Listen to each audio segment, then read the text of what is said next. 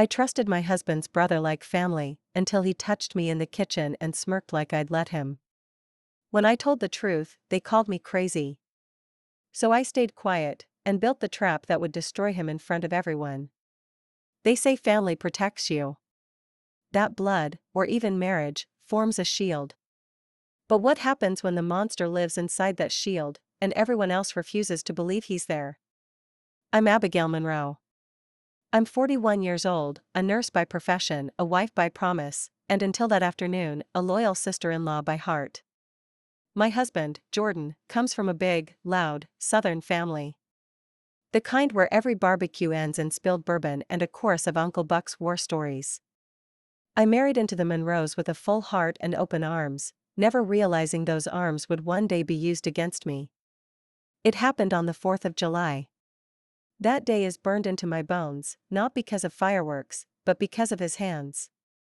We were at Jordan's parents' lake house. I was making iced tea in the kitchen, wearing that pale yellow dress Jordan liked. The dress I'll never wear again.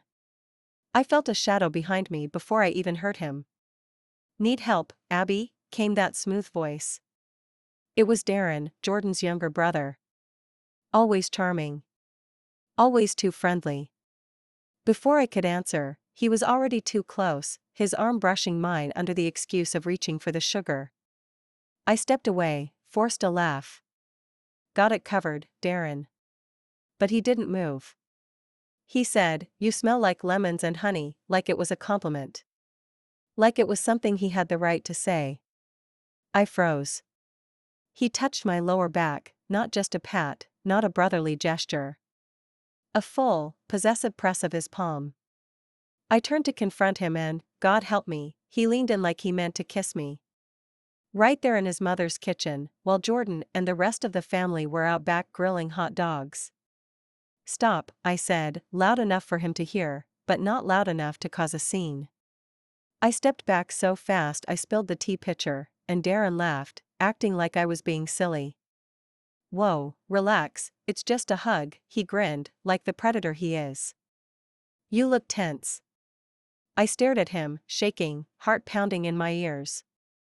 I didn't say another word. I just walked out. That night, I told Jordan. And that was the moment my world cracked. He didn't yell. He didn't comfort me. He just stared, like I'd said something disgusting. "Abby," he said slowly, Darren. "You must have misunderstood. He jokes around. You know that." "No," I whispered. "He didn't joke. He touched me. He leaned in. He tried, Abby." "Don't do this," Jordan said, his voice suddenly sharp. "Don't start drama in my family." I expected pain. But not this kind. Not the kind where the person you sleep next to believes his brother over you. That night, I curled up on the far edge of our bed, and I felt dirtier than I ever had in my life. Not because of Darren's hand. But because of my husband's silence. The next morning, I made the mistake of thinking someone else in the family might help. I confided in Jordan's sister, Lacey. She stared at me with wide eyes and whispered, "Are you saying Darren touched you?" I nodded. Her response? "You know how he is. He flirts with everyone.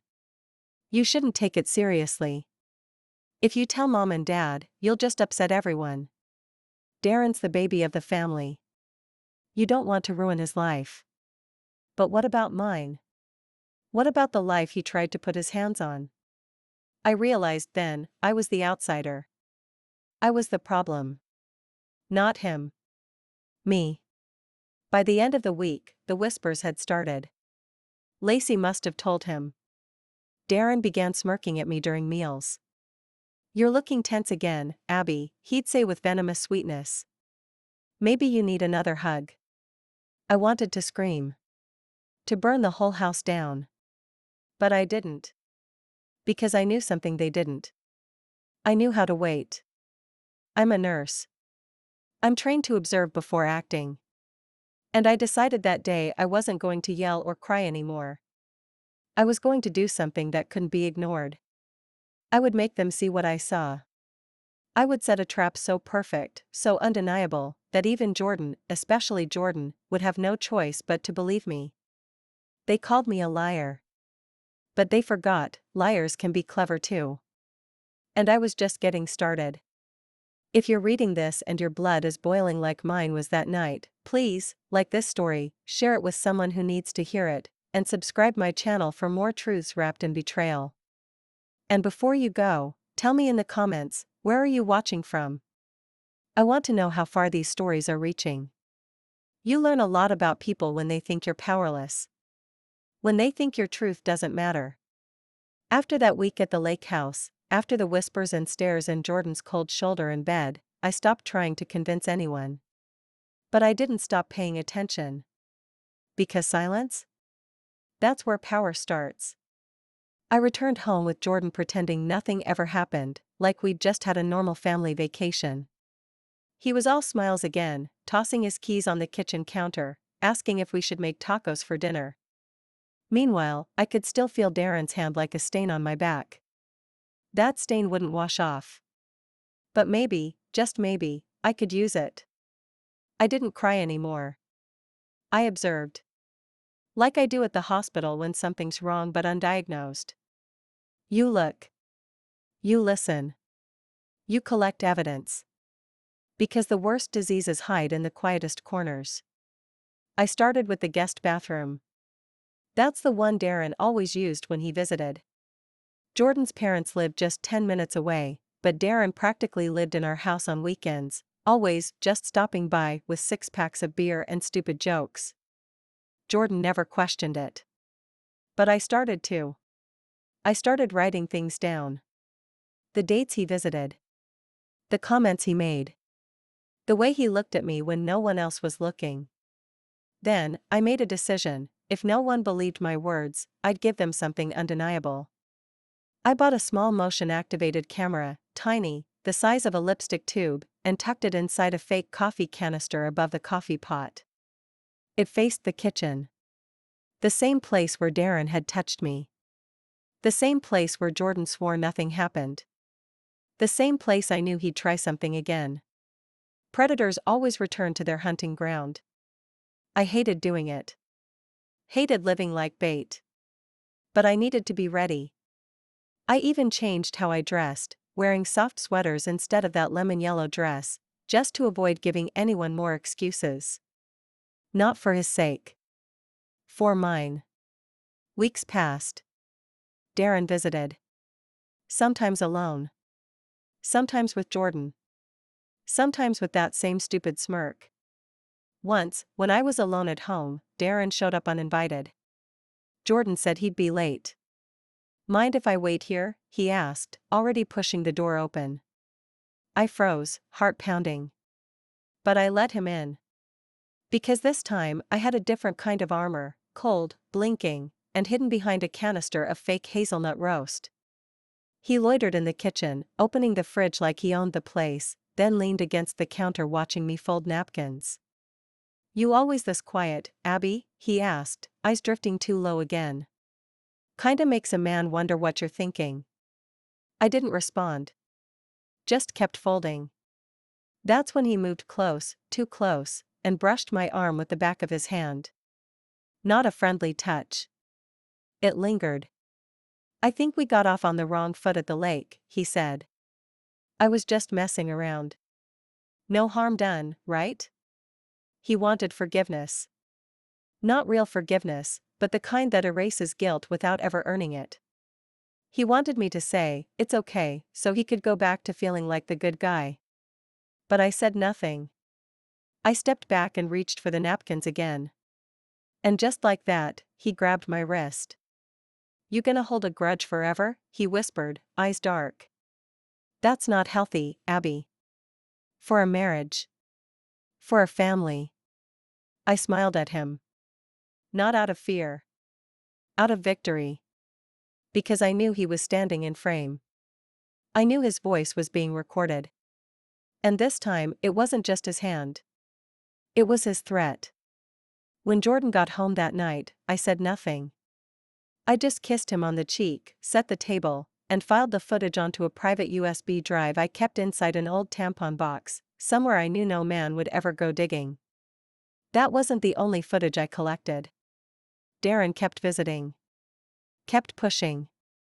One time, he leaned over while I was cooking and whispered something so vulgar I had to bite my cheek to keep from screaming. But the camera caught it. Every filthy word. Another time, he touched the back of my neck when Jordan was just 2 rooms away. "You smell like you used to," he said. Like I was a perfume sample he'd already claimed. That was the moment I stopped feeling fear. And started feeling rage. I had the recordings. I had the timestamps. I had enough to break him. But a storm like this, it needed an audience. So I waited. And planned. And chose the one place where the Monroes never expected conflict, Sunday family brunch.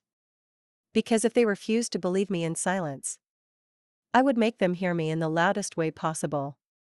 The Monroe family brunch was a tradition held sacred. Every first Sunday of the month, no matter what was going on, Jordan's mother, Marla, would set that long oak table with her silver serving trays and embroidered napkins as if royalty were coming. Bacon crisped in the oven, gospel music played on the speakers, and Darren always arrived with flowers and fake charm. The women fawned. The men chuckled. I played my role, quiet, composed, smiling like a porcelain doll with cracks no one cared to notice. But this Sunday, I didn't just come for the biscuits. I came for the truth. I had rehearsed the moment 100 times in my head. How I would stand, how I would speak, whether my hands would shake. They did, a little. Not from fear, but from fury. Because this wasn't just about me anymore. This was about every woman who's ever been touched and told to shut up. Who's ever been called crazy for daring to speak. We were all seated. Jordan on my left, still oblivious to what I carried in my purse. Darren across from me, licking syrup from his fork, grinning like the wolf he was. Lacey chattered about her kid's soccer game. Marla passed the orange juice. Darren said something about how Abby's been quiet lately, guess she's still mad at me for not liking her tea. They laughed. I stood. I remember the sound of my chair scraping against the tile like a blade being drawn. Heads turned. Conversation died. I reached into my purse and pulled out a small black remote. "I want to show you all something," I said, loud and clear, setting my phone upright on the table and connecting it to the family TV mounted on the wall. "What's going on?" Marla asked, her smile tightening. I looked straight at Darren. "You remember the day you said I was just tense? That you were only being friendly?" I said, voice steady, every syllable sharpened by weeks of silence. "Let's all see what friendly looks like." I hit play. The first clip, Darren in my kitchen, alone with me, brushing his hand across my arm, whispering something disgusting. You could hear it clear as day. "You always make things so hard, Abby." Gasps. The second clip, him grabbing my wrist, pressing his body too close, hissing about how I'd ruin the family if I said anything. "What the hell is this?" Jordan barked, standing. But I didn't stop. Clip after clip. Date stamped. Sound clear. His touch, his smirks, his words. The proof no one wanted to believe until now. Darren turned white. Then red. "This is out of context. This is edited." "You want context?" I snapped, holding up the flash drive. "There's more. Hours more.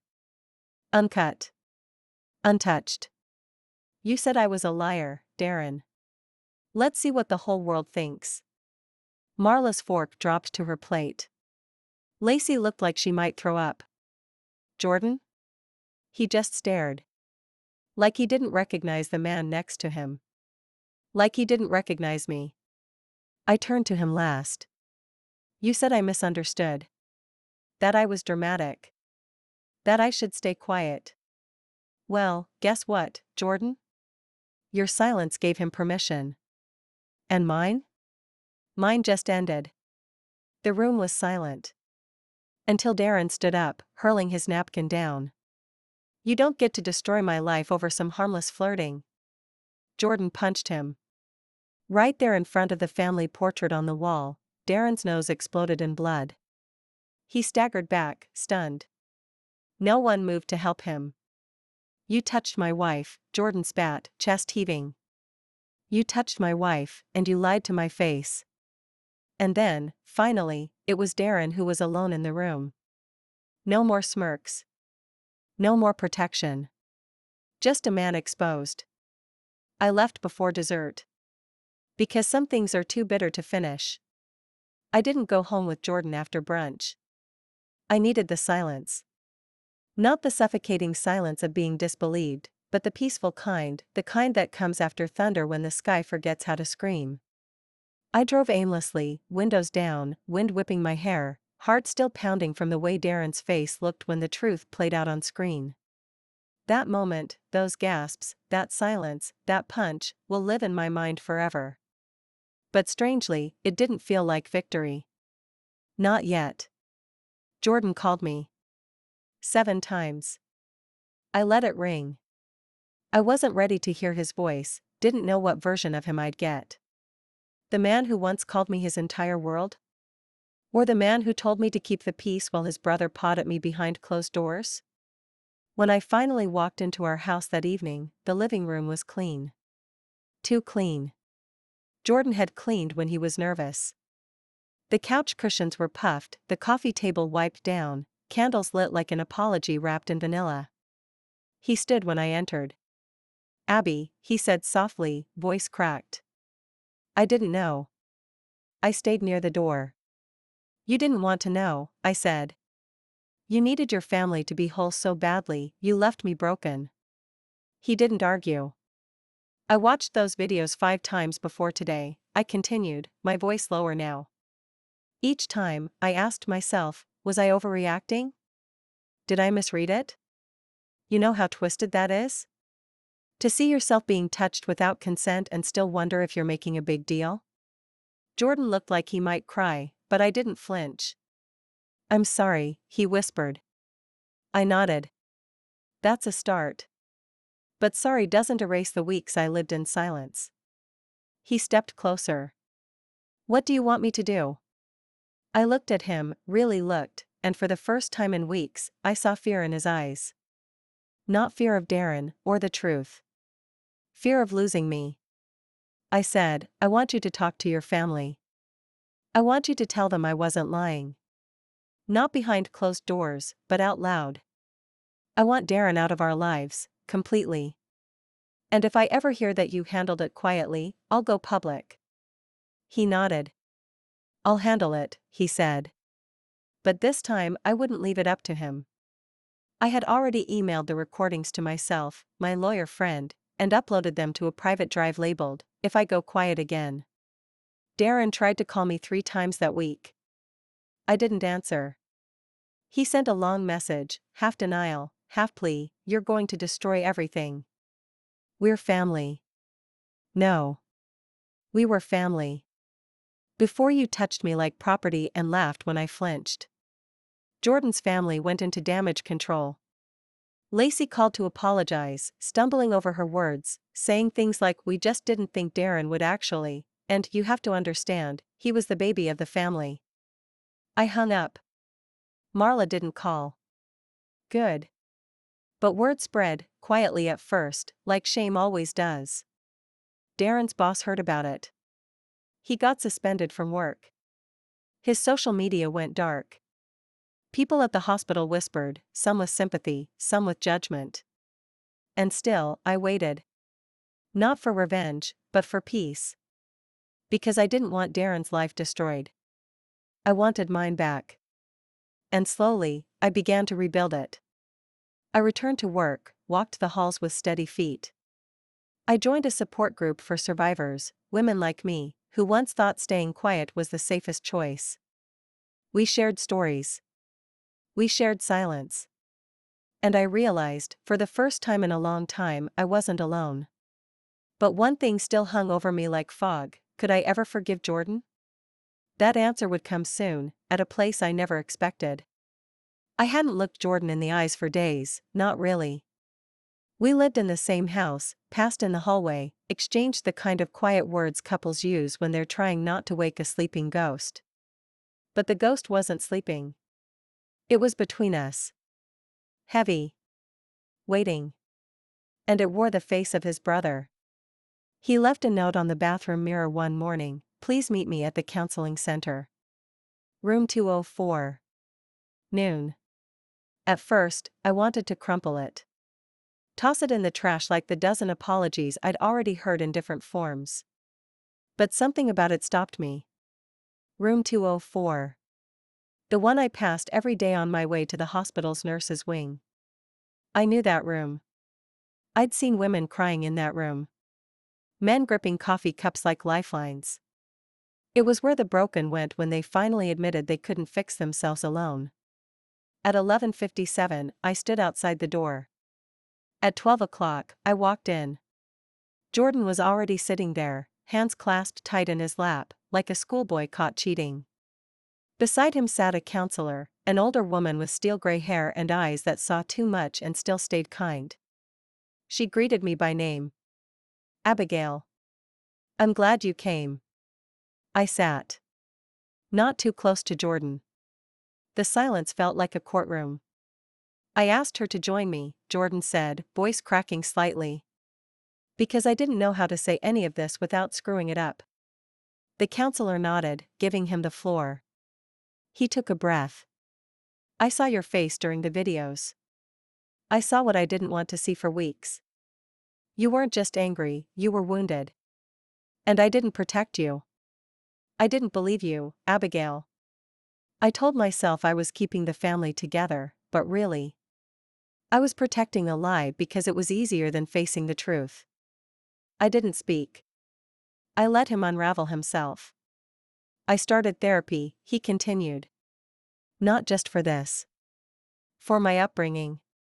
For the way I was raised to ignore certain things. To believe men like Darren were just playful. That women should learn to brush it off." He looked at me. "I'm not asking you to forgive me today. Or ever. But I needed you to know, I see you now. All of you. What you went through. What I allowed. And I hate the man I was." My hands trembled. I clenched them in my lap. The counselor asked softly, "Abigail, how does that land for you?" I looked up. "I want to believe him," I said. "But belief comes after action. It comes after consistency. He believed Darren over me because Darren was easier. I'm not easy. I don't smile when I'm in pain.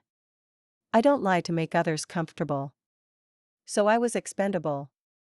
Jordan's face crumbled. "I'm not ready to forgive," I added. "But I'm willing to watch. To see if this man, this version of you, is real." He nodded. Tears welled but didn't fall. "That's all I can ask." We left the session quietly. He walked me to my car, hesitated, then stepped back instead of reaching for a hug. I appreciated that. As I drove home, I realized something important. Forgiveness isn't about forgetting. It's about freedom. And right now, I was beginning to feel free. But Darren's story wasn't over yet. Because abusers never vanish quietly. They always return for one last attempt to regain control. And I was ready. It came on a Tuesday evening. I had just returned from work, kicked off my shoes, and poured myself a glass of water. The house was still, the kind of stillness I used to crave when my mind was loud. I didn't need the TV. I didn't need music. I needed quiet. But that night, the quiet was broken. A knock at the door. 3 slow raps. Not urgent. Not friendly. Just expectant. I looked through the peephole. And there he was. Darren Monroe. No longer smiling. No longer full of swagger. He looked pale, thin, tired. Like truth had finally found him and stayed too long. His jaw was bruised, Jordan's punch hadn't fully healed, and he held something in his hand. A folder. I didn't open the door. I spoke through the lock. You have 5 seconds to step off my porch. Please, Abby, he said. Just 5 minutes. I didn't respond. I need to explain, he added. You misunderstood, there it was again. That word. Misunderstood. Like I'd imagined his fingers on my skin. Like my recordings had fabricated his voice. I recorded you, I said coldly. You're not here to explain. You're here to save yourself. Silence. Then he sighed. I lost my job, he muttered. They didn't even let me speak. Just suspended me. I need someone to talk to. I almost laughed. You want to talk? I said. You wanted to touch. You wanted to intimidate. And now, because the world finally sees what I saw, you're lonely? Good. He shifted his weight. The folder in his hand trembled. I'm suing for defamation, he said suddenly. You should know that. What you did, it's damaging. I didn't admit to anything on camera. People are blowing it out of proportion. You didn't have the right to. I opened the door just an inch. Not enough for him to step in. But enough for him to see my face. I stared him dead in the eye. I have 3 copies of everything, I said. 2 are with lawyers. One's on a cloud server. You want to sue? Try it. I dare you. But remember, Darren, courtrooms come with reporters. Public records. And witnesses. I will sit on that stand and tell them everything. And I promise you, this time, everyone will believe me the first time. His mouth opened and closed. Nothing came out. Then he turned. Walked down my porch steps like a man whose legs didn't belong to him. I watched until he disappeared into the street, the folder still in his hand. Still unopened. That night, I called my friend Maria, a lawyer I'd met through a domestic violence advocacy circle. I told her what happened. She advised I file a police report, not as an accusation, but as a record. I did. Because Darren had knocked once. He might knock again. Predators don't just fade. They lurk. But now I wasn't the hunted. I was the woman holding the spotlight. And I wasn't putting it down. 2 weeks passed. Darren didn't return. He didn't call. No more threats, no more emails. Jordan confirmed that the family had gone into full defense mode, some choosing silence, others leaning into denial. He's always been a little too forward, his aunt had reportedly whispered. But he's family. And family forgives. Not this time. I'd like to say things got easier after that. But when your abuser walks free, when you see his face in the lines of your husband or hear his laugh in a video someone forgot to mute, healing is not a straight road. It's jagged.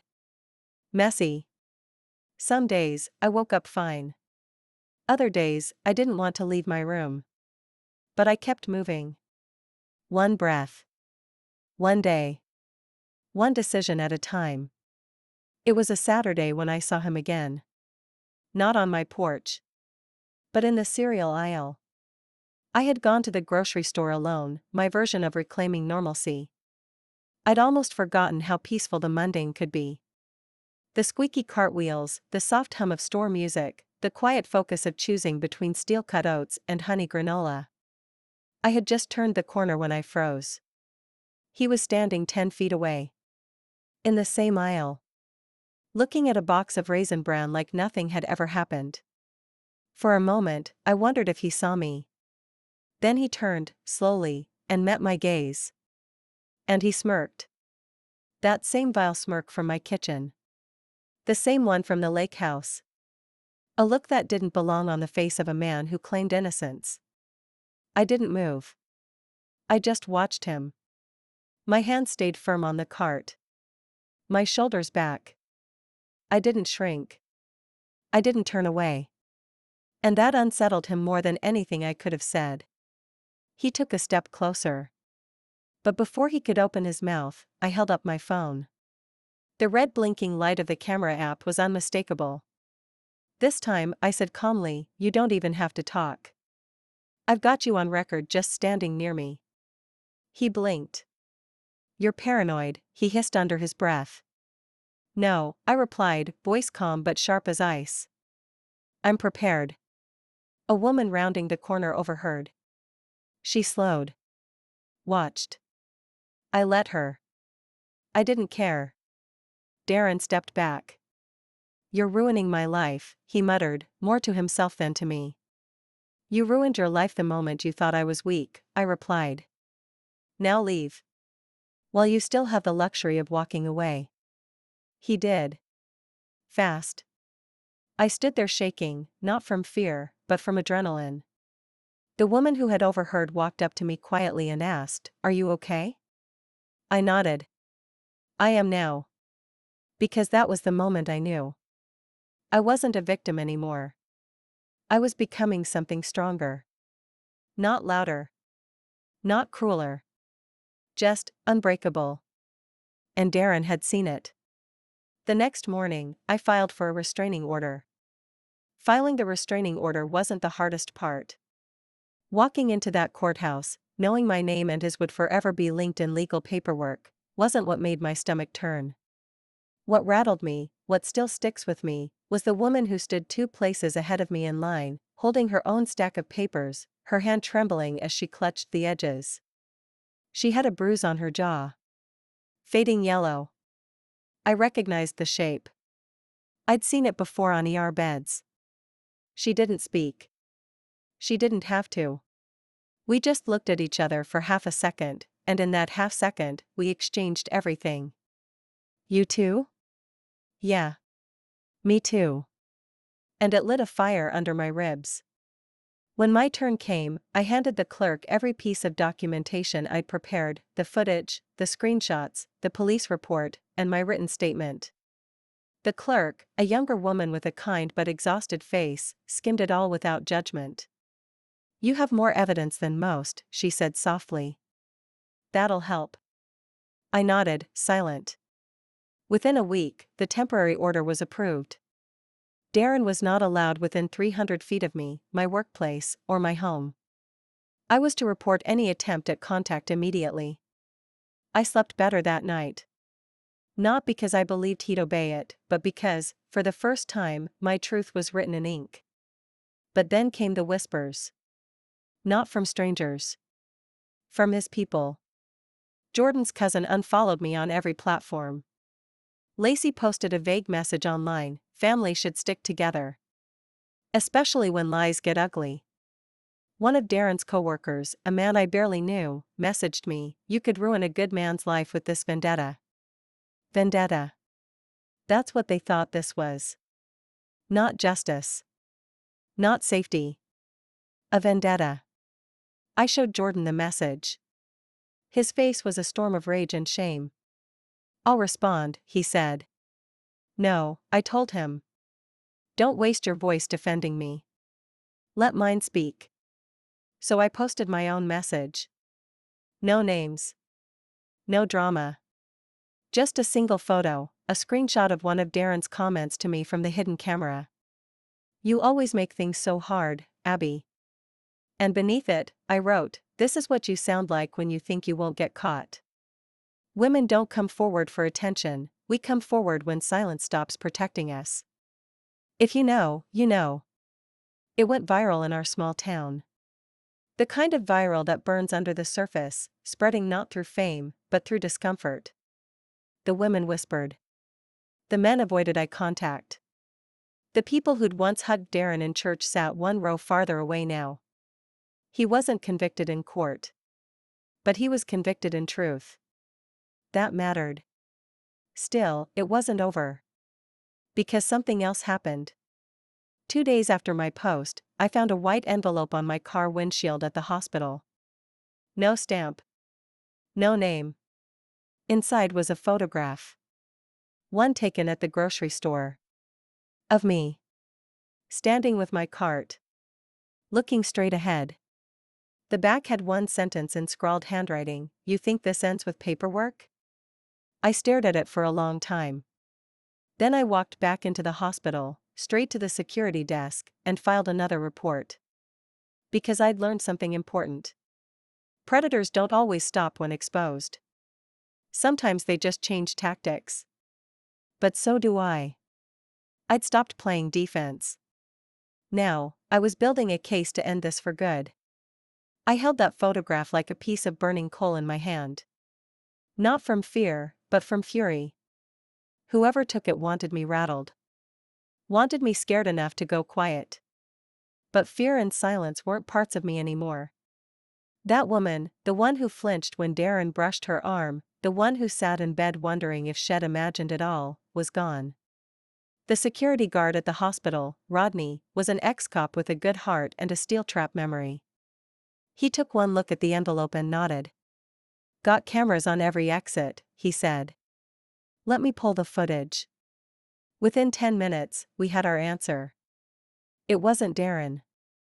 It was a woman. Mid-40s. Red hoodie. Tinted sunglasses.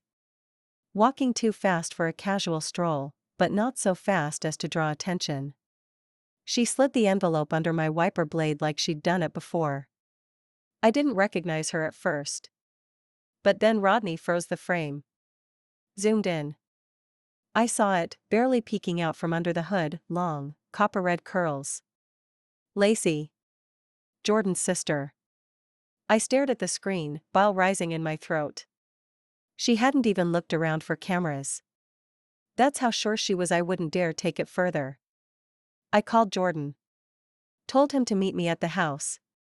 I didn't give him time to argue. When he walked through the door, I handed him a still frame from the security footage. He stared at it for a long time. "That's Lacey," he finally said, his voice flat. "Yes," I said. "And this is where your silence ends." "I want her confronted. I want it known. I don't care if she's your sister. If she's willing to intimidate me on his behalf, then she's part of it now." Jordan sat heavily on the couch, hands over his face. "I'll talk to her." "No," I said, firm. "We'll talk to her. Together. And this time I'm not bringing kindness. I'm bringing proof." We drove to Lacey's house that evening. She opened the door wearing her usual fake warmth, but it faltered the second she saw the look on my face. "You left something on my windshield," I said calmly. She blinked. "What are you talking about?" I pulled out the photo and the hospital security footage printout. Her face strained. "You're out of your mind," she hissed. "No," I replied. "I'm out of your reach.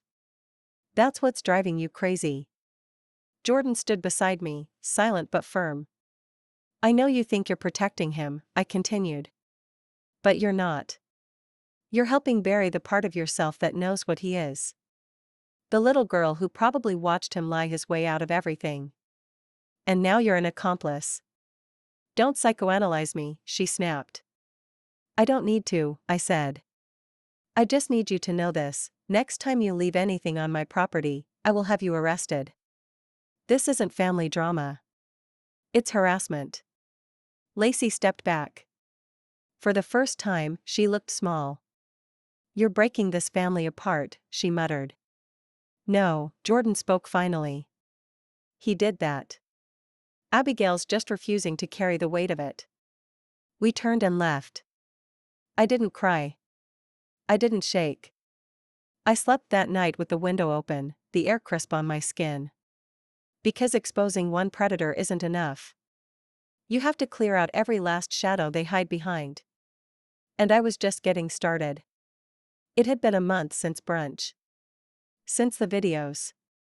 Since I'd stopped playing the good wife and started telling the kind of truth that leaves burn marks. The restraining order held, the hospital took extra precautions, and Lacey hadn't shown her face again. But trauma doesn't follow a clock. It shows up in strange ways, in the jittery way I check locks twice before bed, in the tightness in my chest when I hear a voice that sounds just close enough to Darren's. But healing happens in layers. And sometimes, you peel back one only to find another wound underneath. It was late on a Sunday when Jordan found it, an envelope in the mailbox, addressed in the familiar scrawl of their mother, Marla. He opened it in the kitchen, lips pressed into a tight line as he read silently. Then he set it down, pushed it across the table to me, and said, "She meant to send this to Lacey. Not you." I picked it up. The letter was short, handwritten, and laced with venom. "Lacey, don't respond to Abigail anymore. She's using all of this for attention. Darren might have made mistakes, but she's milking this. Jordan will see through her eventually. He always does. Keep an eye on them. And don't trust her." My stomach turned. I read it again. Then again. It wasn't the words that shattered me, it was the tone. The dismissiveness. The cruel ease of it. I set the paper down slowly. She thinks I did this for attention. Jordan sat down across from me, his jaw tight. "I told her not to write to Lacey. I told her you weren't lying. That this wasn't a phase or a misunderstanding. But my family doesn't know how to handle guilt. So they turn it into blame." I looked at him.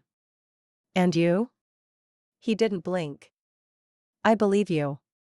Every second. Every word. I should have believed you sooner." I wanted to scream. Not because I didn't believe him, but because this was what women like me faced. Not just once. Not just from the man who crossed the line. But from every hand that tried to sweep it under the rug. I stood, walked to the stove, and stared at the kettle just beginning to whistle. That high, rising sound felt like something coming undone. Then I said quietly, "I want to go public." Jordan looked up. "What do you mean?" "I mean I want to publish the footage. Not on some gossip site. But on a survivor platform. I want my story told, not to destroy Darren, but to show women that speaking up can mean something." Jordan hesitated. "You'll be targeted." "I already am," I said. "Might as well control the narrative." He nodded, slowly. "Then I'll stand beside you." And for the first time since this began, I believed him. That night, I contacted a woman I'd met through a support group, Elena, a journalist who ran a podcast about silenced women and buried truths. I sent her everything. I told her I didn't want pity. I wanted truth to live where everyone could see it. She responded in an hour, "I believe you. Let's make sure the world does too." And so, I recorded my story. My name. My face. My voice. No filters. No edits. Just the raw truth. Because Darren stole my silence. But I was going to steal his shadow. The video went up on a Tuesday. A 22-minute interview. No dramatic music. No clickbait headlines. Just me, sitting on a simple chair in Elena's home studio, my hands folded tightly in my lap, my voice low and steady as I told the story of what happened in that kitchen. What happened after. The betrayal, the denial, the quiet plotting, the camera hidden above the coffee pot. I didn't name Darren directly. I didn't have to. The story spoke for itself. Elena uploaded it to her podcast's YouTube channel and across Survivor forums. She titled it, "I Set a Trap for My Brother-in-Law, Because No One Believed Me." By Wednesday, it had over 40,000 views. By Thursday, my inbox was flooded. Not with hate.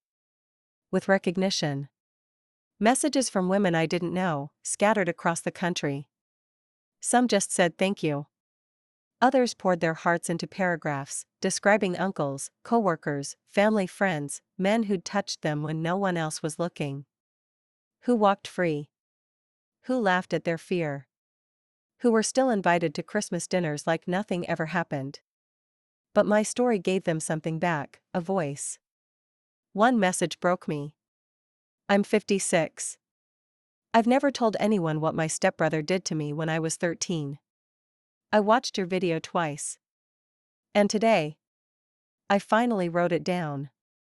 For the first time in my life, I didn't feel alone. I cried when I read that. Not because I was sad. Because I was proud. Jordan cried too. He watched the video in full. Twice. Sat beside me on the couch afterward and said, "That woman, she's stronger than I ever knew." And then, the Monroe family responded. Or rather, reacted. Marla called Jordan, voice cold, clipped. "I saw the video. I hope you understand how humiliating this is for us.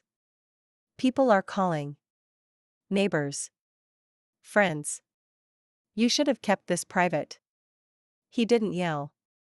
He didn't hang up. He said simply, "Maybe if we had believed her sooner, it wouldn't have had to be public." Click. No more calls came from her. Darren, however, was another story. That Friday night, I got an email from an unfamiliar account. Subject line, "You win." I opened it. One sentence. I lost my job. My house. My friends. Hope you're happy. No apology. No admission. Just blame, thinly veiled in bitterness. I didn't respond. Because he had never been the point. This was never about revenge. It was about reclaiming the narrative. About becoming the kind of woman younger me would have needed. A woman who didn't flinch. A woman who didn't retreat. A woman who refused to be erased. That week, Elena called and asked if I'd come back on her podcast. She said the response to my episode had been overwhelming, and women wanted to know what happened next, how I moved forward. I said yes. Because I wasn't done talking.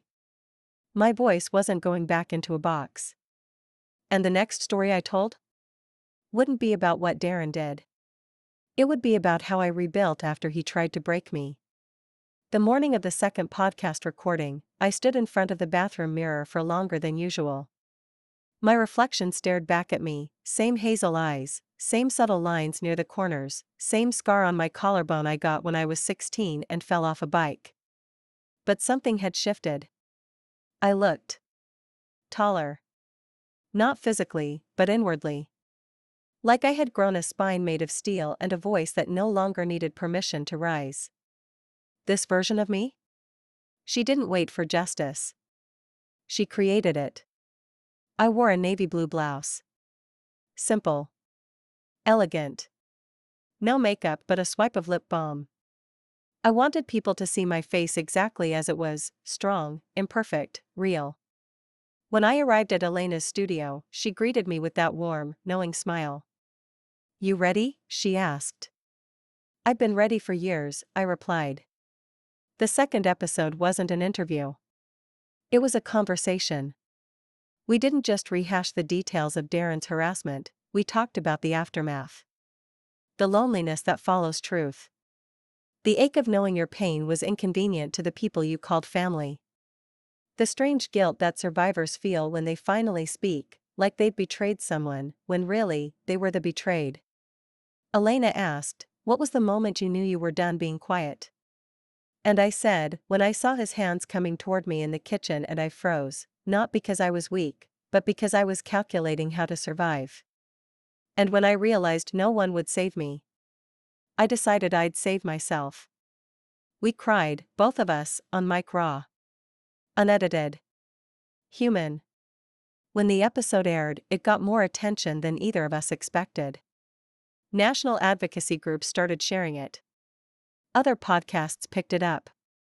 Survivors reached out asking how they could do what I did, how they could document, prepare, fight back. I started helping them. I created a small online resource page called The Coffee Can Project, named after the canister I'd hidden my first camera in.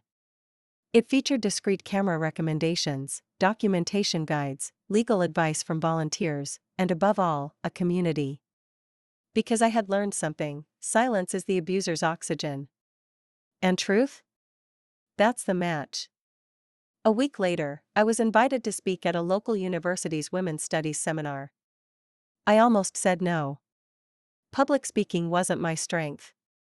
But then I remembered that girl in the mirror. The one who grew taller. The one who learned how to carry truth in her pocket like a stone, solid, grounding, impossible to ignore. So I said yes. Jordan came with me. Sat in the back row. Said nothing. Just watched with red eyes and a clenched jaw as I stood on stage and told my story, my whole story. I saw students cry. I saw professors take notes. And I knew. I wasn't just healing myself. I was making space for others to start. And in doing so, I had finally become someone I respected again. But deep down, I knew one chapter remained. The last conversation I never wanted to have. The one with Darren, face to face. I didn't seek him out. Let me be clear about that. But sometimes, fate has a cruel sense of timing. It happened in the most mundane place, outside the courthouse. I had just filed an update to my restraining order, extending it another 6 months due to the photograph incident and the threats that followed. I felt calm, confident. The clerk had just handed me the paperwork when I heard someone behind me say, "Still milking it, huh?" I turned, and there he was. Darren. Wearing a faded blazer like he was trying to pretend his life hadn't imploded. His face was thinner now. Hair unkempt. But the smirk was still there, even if weaker. Like a dying flame trying to reignite itself on wet wood. "I see you're still obsessed with being the victim," he said. I didn't flinch. I didn't look away. I stepped forward and said, "And you're still obsessed with pretending you didn't do anything wrong." "Didn't lay a hand on you that wasn't welcome," he said too quickly. "You know it." I almost laughed. "The footage says otherwise." "You edited it." I shook my head. "No, Darren. You edited yourself for everyone else. You wore smiles and jokes like camouflage. But I had a camera. And that caught the version you didn't realize was showing." He stepped closer, just near the edge of the sidewalk, and for a second, I saw the same glint in his eye, the one from the kitchen. The threat behind the grin. "You've ruined everything for me," he hissed. "No job. No family. No one wants to be around me." "No," I said calmly. "You ruined everything for you." All I did was tell the truth. He was shaking now. Not with fear. With rage. That impotent, flailing kind of rage that men like him carry when they finally realize control is gone. Then, for the first time, he said something that made my blood run cold. "You know, I could make you look crazy. People already think you're obsessed. Talking about it everywhere. Posting, speaking. You want fame? Keep going. But don't forget, reputations burn both ways." I stared at him. And I smiled. Not kindly. I pulled out my phone. Held it up in front of his face. Red light blinking. "I've been recording since I stepped out of the building," I said. "Because I knew someone like you can't help himself. So go ahead. Threaten me. Gaslight me. I'll just keep adding it to the file." His face dropped. "That's the thing about predators, they're bold in shadows but cowards in the light." He backed up. Spun around. Walked away, muttering to himself. I didn't chase. I didn't yell. I just walked to my car with my head held high and my spine straight as steel. Later that evening, I added the clip to my growing digital archive. I titled it, "Cowards Still Speak Loud." And I sent it to my lawyer, my therapist, and myself, 3 times over. That night, I sat by the window and watched the rain hit the glass, feeling the quiet like a blanket instead of a threat. I knew now Darren would never change. But I already had. And I would never again hand him a moment of my silence. Not one breath. Not one blink. He thought the final chapter was his to write. He was wrong. After that courthouse encounter, I thought I was done with surprises.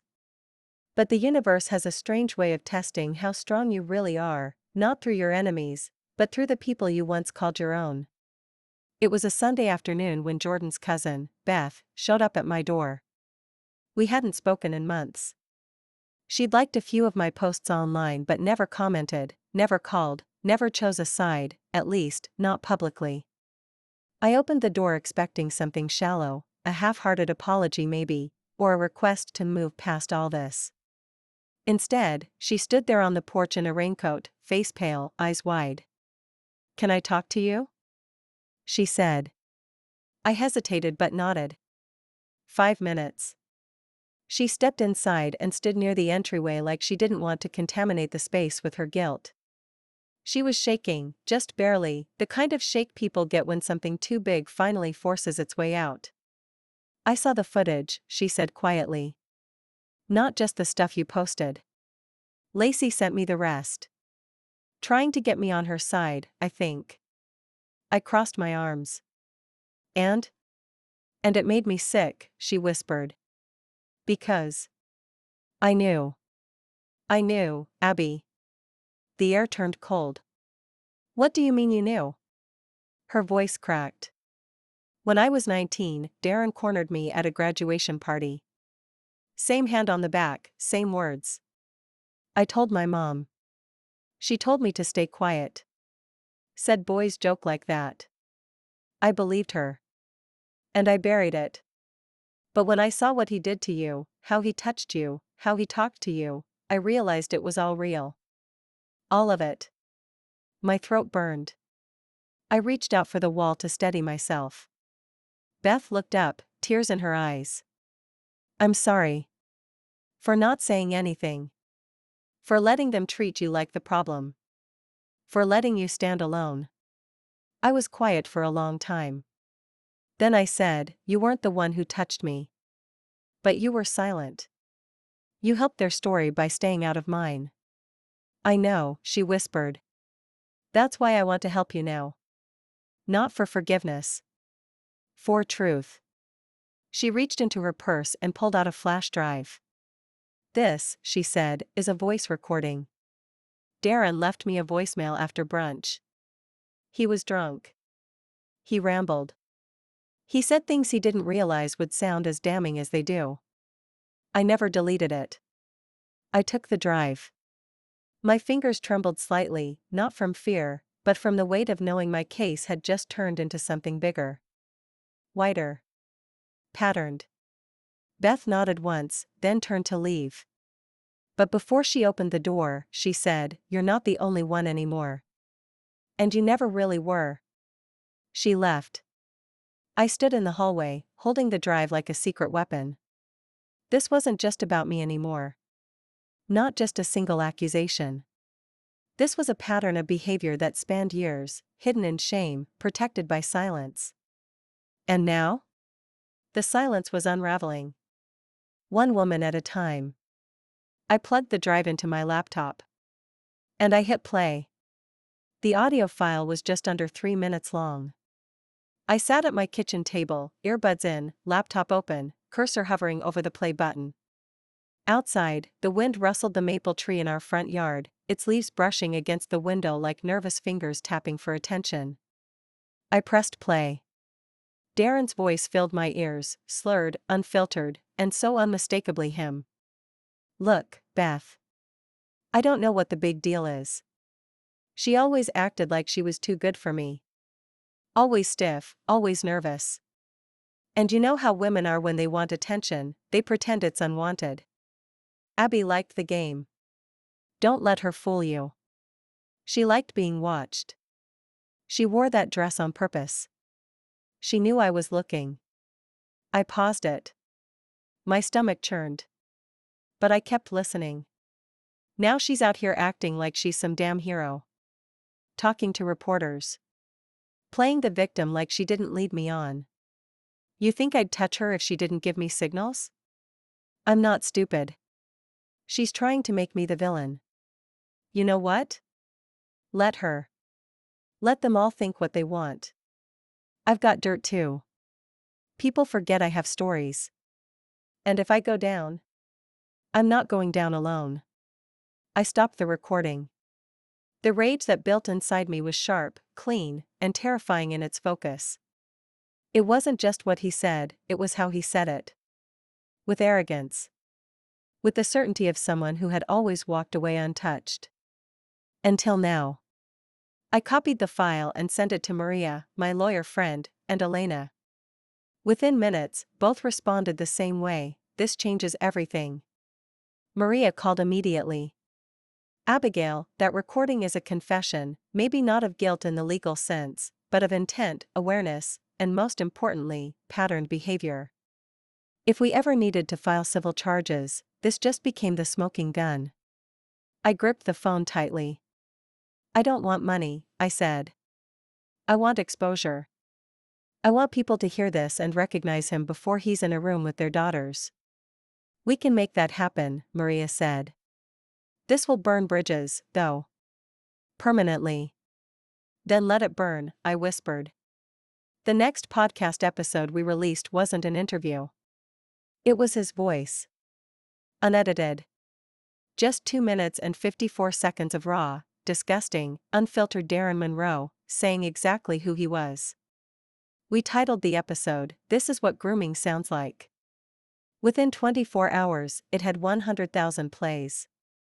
Within 48 hours, 2 more women came forward. One from his college days. One from church. Both sent Elena voice messages. One said, "I thought I imagined it. But when I heard that voice, I remembered everything." Jordan sat beside me, holding my hand as the world watched Darren's mask finally fall. But nothing prepared me for the call we got next. A district attorney's office. Requesting a formal meeting. They wanted the footage. The emails. The voice recording. Because now? It wasn't just a civil matter. It was a criminal investigation. And I had the keys to unlock it. The district attorney's office was colder than I expected, sterile, with gray carpeting and long fluorescent lights that hummed like a warning. Maria walked beside me, her briefcase full of digital backups, signed affidavits, and a printed timeline we'd spent 2 weeks compiling. Jordan came too, though he waited outside the room as we agreed. This part was mine. They sat me down in front of a panel, 2 women, 1 man, a stenographer in the corner, and a lead investigator named Rachel Cole. She was in her early 40s, sharp eyes, calm tone. The kind of woman who knew how to listen to silence better than words. "Ms. Monroe," she said, flipping through a manila folder, "thank you for agreeing to come in. I want to be clear, this is not a trial. This is a preliminary inquiry. We're assessing whether there's enough evidence to bring this before a grand jury." I nodded, steady. "I understand. Please begin," she said. "Tell us everything. From the start." So I did. Every word. Every moment. From that 4th of July kitchen to the brunch confrontation. From the restraining order to the grocery store encounter. From the voice recording to the letter Marla accidentally sent me. I told them about Lacey's involvement. Beth's confession. The other women who had come forward. They asked about the emotional impact. The retaliation. The family division.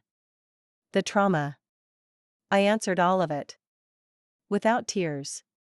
Without flinching. Because I wasn't reliving it. I was reporting it. And that made all the difference. At one point, Investigator Cole leaned forward and asked, "Why didn't you come to the police right away?" I looked her straight in the eyes. Because when I told my husband, he didn't believe me. When I told his sister, she told me to stay quiet. And when I looked into the mirror, I couldn't even convince myself I hadn't somehow imagined it. So I recorded it. Not to destroy him. But to prove to myself that I wasn't crazy. Silence. Then Cole said, "That's the most honest answer I've ever heard in this room." After nearly 2 hours, they thanked me and asked for copies of all evidence. Maria handed them the master flash drive. I'd kept it in a safety deposit box for weeks, labeled simply, "Truth." We left through the back door to avoid press. Word had gotten out that Darren Monroe was under investigation. Jordan and I sat in the car for a long time. He didn't speak. Just reached across and gently took my hand. Finally, he whispered, "You did it." "No," I said. "We're doing it." Every woman who ever stayed silent is doing it. Every woman who ever stayed polite to survive. Every woman who walked into a room full of doubters and refused to leave until they listened. The investigation moved fast after that. Beth gave her statement. So did one of the churchwomen. The DA began preparing for indictment. And Aaron? He panicked. He called Jordan 3 times. He emailed me from a different address, begging to settle it privately. I forwarded it to the DA's office. Let him beg. Let him squirm. Let him face the same silence he once handed me like a punishment. Because now? The truth wasn't just mine. It belonged to a courtroom. And it was about to speak for itself. The morning Darren was officially indicted, I was folding laundry. Isn't that strange? I always thought a moment like that would feel cinematic, rain pouring, hands trembling, the world stopping, but it didn't. The socks still needed matching. The dryer still buzzed. And I was standing there, folding towels, when Maria called. They served him at his mother's house, she said. 4 charges. 2 related to your case. 2 from Beth's. I froze. Half-folded towel in hand. What did he do? I asked. How did he react? Maria's voice was steady. According to the officer, he tried to make a joke at first. Said something like, "This is all a big misunderstanding." But when they handed him the statement of charges and he read the names, yours and Beth's, he went quiet. I sat on the edge of the couch, heart pounding. It's real now, Maria said gently. You started something that can't be stopped. And the state is behind you. Later that day, Jordan came home from work early.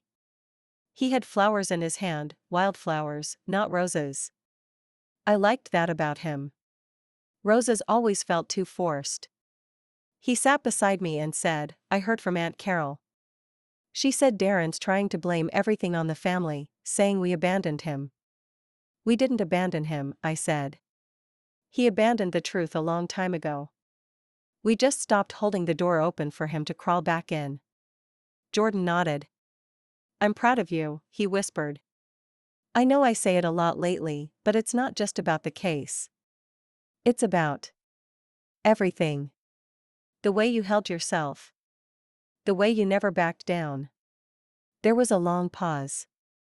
Then he said, do you think we'll survive this? Us? That question had hung in the air between us for months. The unspoken tension of betrayal, not just Darren's, but Jordan's silence. The wedge that had split us before the fight ever began. I looked at him carefully. We survived the lie, I said.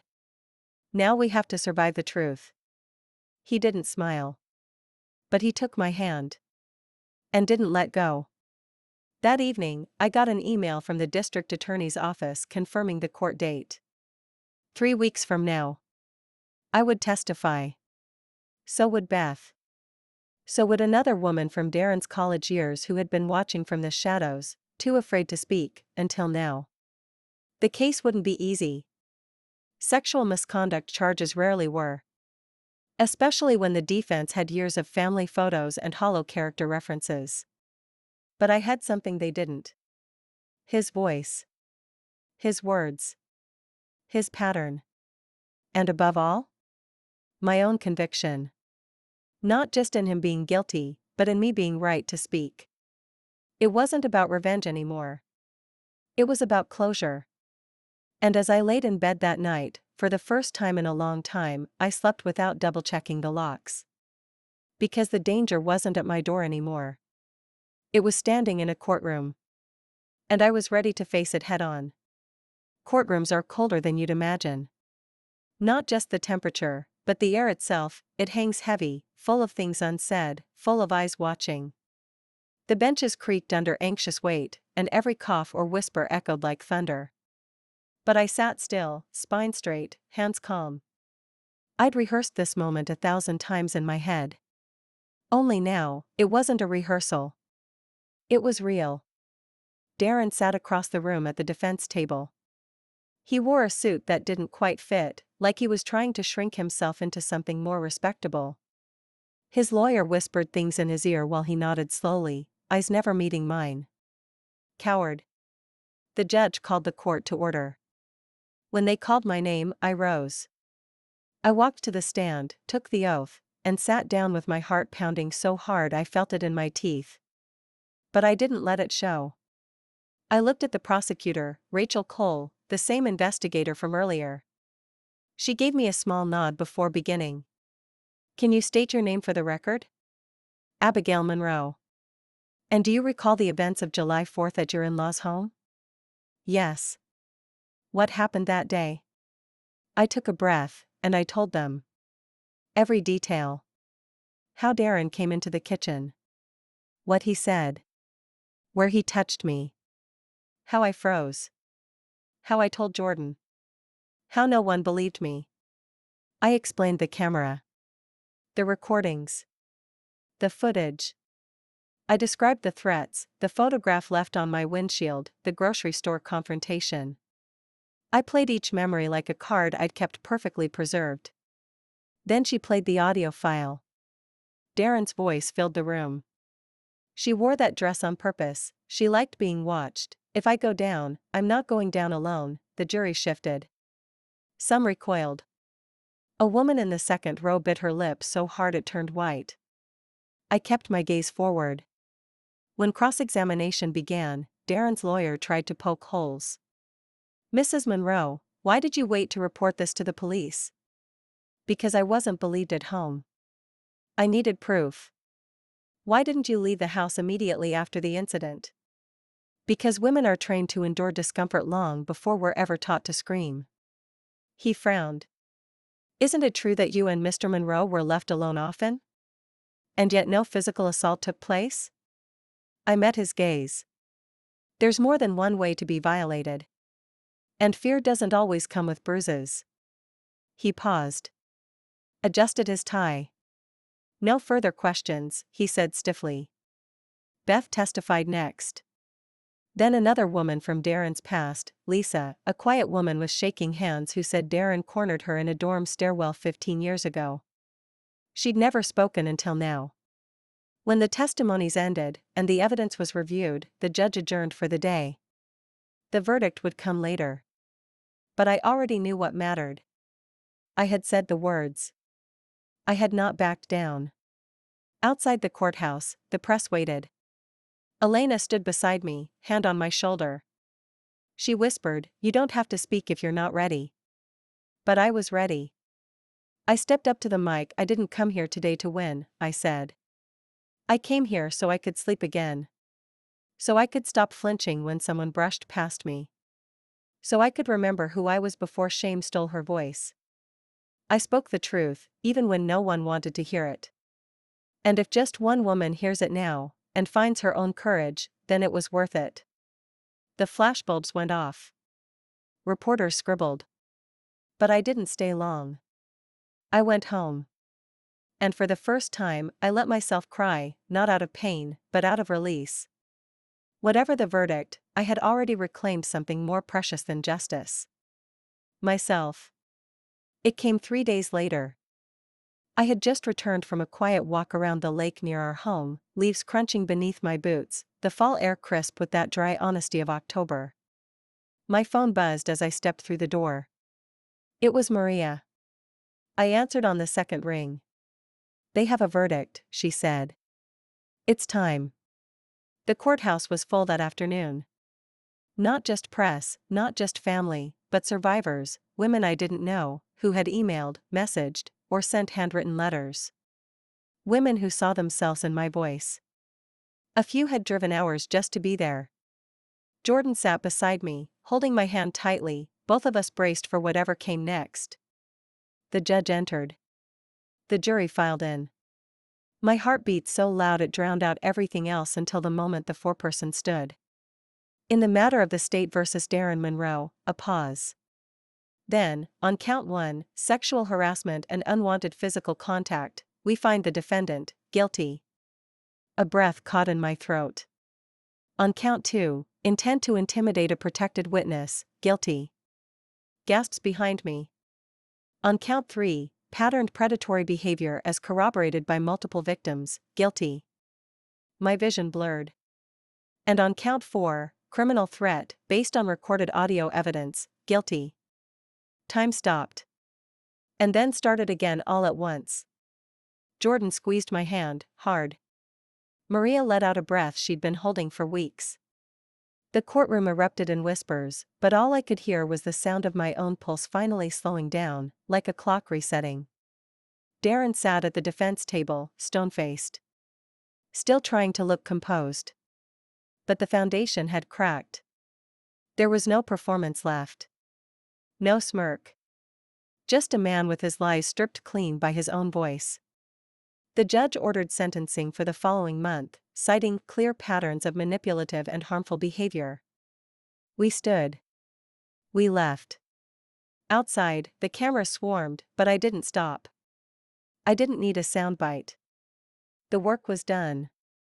Later that night, I sat alone in the backyard, a blanket around my shoulders, watching the stars in a sky that finally felt white again. Jordan came out quietly, 2 mugs of tea in his hands. "I know it's not over," he said softly, sitting beside me. "But I'm glad we made it this far." I nodded. Me too. There was silence between us, not the tense kind, but the kind that meant understanding. The kind you earn through fire. He looked at me. "Do you ever think about who you were before all this?" "All the time," I said. "But she's not who I miss." She was quiet. Careful. She thought being polite would protect her. I don't miss her. I respect her, but I've grown into someone better. Stronger, he whispered. "No," I corrected. "Free." We clinked mugs, tea warm against the autumn chill. Inside, my phone buzzed again. A message from Beth: "He can't touch anyone else now."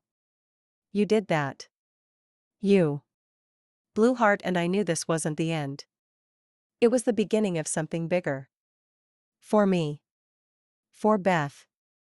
For every woman who watched my story and whispered to herself, "Maybe now, maybe I can speak too."